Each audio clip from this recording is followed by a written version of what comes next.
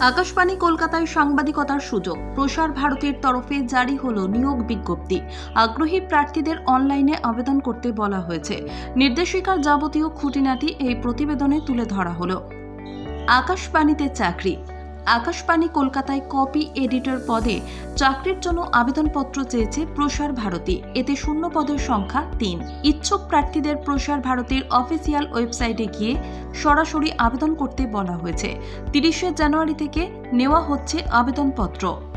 শিক্ষাগত যোগ্যতা।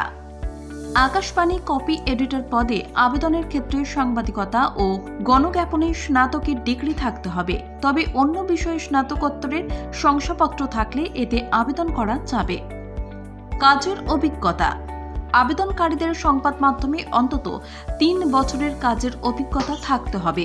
এছাড়া বাংলা, ইংরেজি ও হিন্দি ৩টি ভাষায় সাবলীল হওয়া বাঞ্ছনীয়।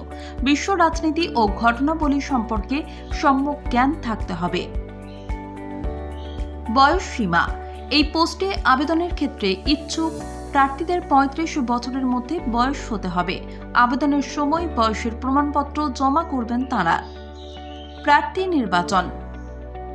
উল্লেখ্য, লিখিত পরীক্ষার মাধ্যমে কপি এডিটর পদে যোগ্য প্রার্থীদের বেছে নেবে প্রসার ভারতী কর্তৃপক্ষ। ১ বছরের জন্য তাঁদের নিয়োগ করা হবে। পরের এই সময়সীমা আরও বাড়ানো হবে। এ ব্যাপারে নিয়োগ বিজ্ঞপ্তি ভালো করে দেখে নিতে বলা হয়েছে। আবেদনের শেষ তারিখ। চলতি বছরের ১৪ ফেব্রুয়ারি পর্যন্ত এই পোস্টে আবেদন করা যাবে। ওই তারিখের পর আর কোনো আবেদনপত্র জমা নেওয়া হবে না। অন্যদিকে ১২ ফেব্রুয়ারি থেকে জুনিয়র অ্যাসিস্ট্যান্ট ম্যানেজার পোস্টে আবেদনপত্র গ্রহণ করা শুরু করবে industrial development bank of India বা IDBI। এই পোস্টেও ইচ্ছুক প্রার্থীদের অনলাইনে আবেদন করতে বলা হয়েছে। বিজ্ঞপ্তি অনুযায়ী এই পোস্টে ৫০০ জনকে নিয়োগ করবে IDBI ব্যাংক। লিখিত পরীক্ষা ও ইন্টারভিউয়ের মাধ্যমে যোগ্যদের বেছে নেবে কর্তৃপক্ষ। ১৭ মার্চ লিখিত পরীক্ষা হবে বলে ইতিমধ্যেই জানিয়ে দেওয়া হয়েছে।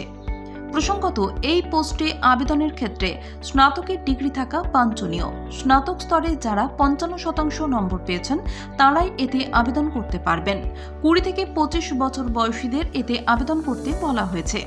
এই পোস্টে অসংরক্ষিত প্রার্থীদের জন্য ২০০রও বেশি শূন্যপদ রাখা হয়েছে। সংরক্ষিত অর্থাৎ তপশিলি জাতি, উপজাতি, অন্যান্য পিছিয়ে পড়া জাতি ও আর্থিকভাবে পিছিয়ে পড়া শ্রেণীর প্রার্থীদের জন্য শূন্যপদের সংখ্যা ৩০০ রাখা হয়েছে।